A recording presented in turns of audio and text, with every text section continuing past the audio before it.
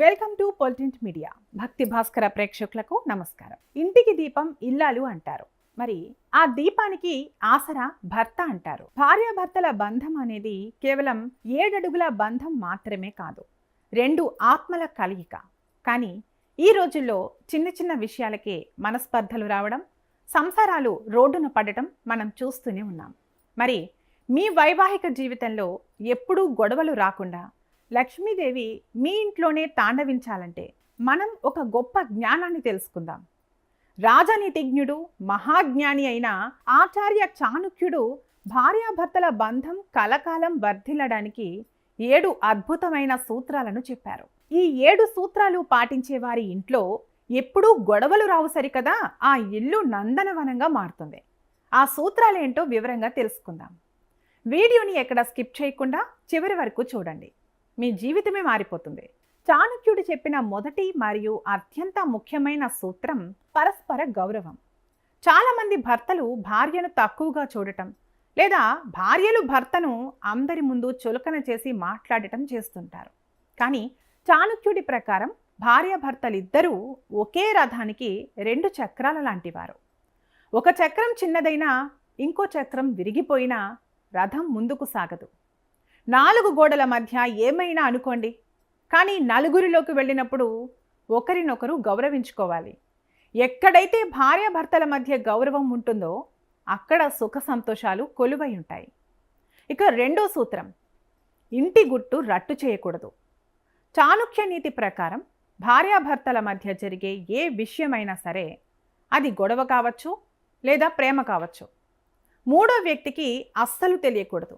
చివరికి మీ కన్నవారికి, తోబుట్టువులకి కూడా మీ మధ్య జరిగిన గొడవలను చెప్పకూడదు. ఎందుకంటే మీ గొడవ రేపు సర్దుమణగవచ్చు, కానీ ఆ 3వ వ్యక్తి మాత్రం మీ బంధాన్ని తక్కువ చేసి చూస్తాడు. మీ మధ్య రహస్యాలు ఎంత భద్రంగా ఉంటే మీ బంధం అంత బలంగా ఉంటుంది. అలాగే 3వ సూత్రం, నమ్మకం. సంసారం అనే నావ సాగాలంటే నమ్మకమే పునాది. అనుమానం అనేది ఒక మహమ్మారి లాంటిది. అది ఒక్కసారి మనసులోకి ప్రవేశిస్తే ఎంతటి బలమైన బంధాన్నైనా క్షణాల్లో ముక్కలు చేసేస్తుంది.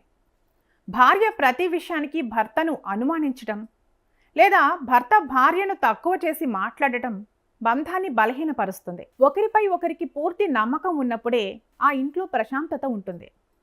4వ సూత్రం, మాట తీరు. చాణక్యుడు ఏమన్నారంటే, నోరు మంచిదైతే ఊరు మంచిదవుతుంది. ఇది భార్యాభర్తలకు 100కు 100% వర్తిస్తుంది. రోజంతా ఆఫీస్ పనులతో అలసిపోయి వచ్చిన భర్తను భార్య ప్రేమగా పలకరించాలి.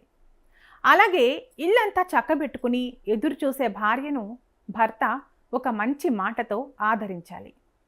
కోపంలో వచ్చే కఠినమైన మాటలు మనసును గాయపరుస్తాయి.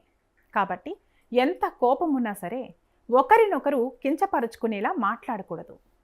ఇక 5వ సూత్రం, కష్టకాలంలో తోడుగా నిలవడం. మంచి రోజుల్లో ఎవరైనా కలిసి సంతోషంగా ఉంటారు, కానీ నిజమైన భార్యాభర్తలు అంటే కష్టం వచ్చినప్పుడు ఒకరికొకరు ధైర్యం చెప్పుకోవాలి. భర్త ఆర్థికంగా నష్టపోయినప్పుడు భార్య నేనున్నాను అని ధైర్యం చెప్పాలి.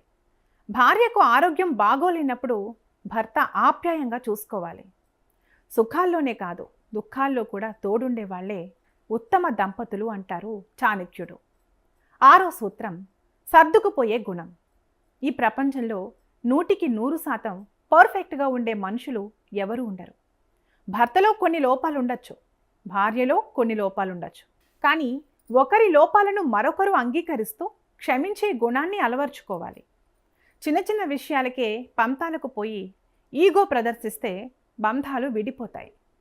గెలిస్తే ఇద్దరూ గెలవాలి, ఓడిపోతే ఇద్దరూ ఓడిపోవాలి, కానీ ఒకరిపై ఒకరు గెలవాలని అస్సలు అనుకోకూడదు. ఇక ఆఖరిది 7వ సూత్రం, ధర్మ మార్గంలో నడవడం.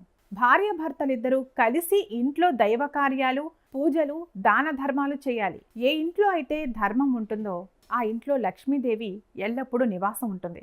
అయితే ఆచార్య చాణక్యుడు చెప్పిన ఈ 7 సూత్రాలు వినడానికి చాలా సాధారణంగా అనిపించవచ్చు, కానీ వీటిని జీవితంలో పాటిస్తే మీ ఇల్లే ఒక స్వర్గం అవుతుంది. మీ వైవాహిక జీవితంలో శాంతి, సంతోషాలు వెల్లివిరుస్తాయి.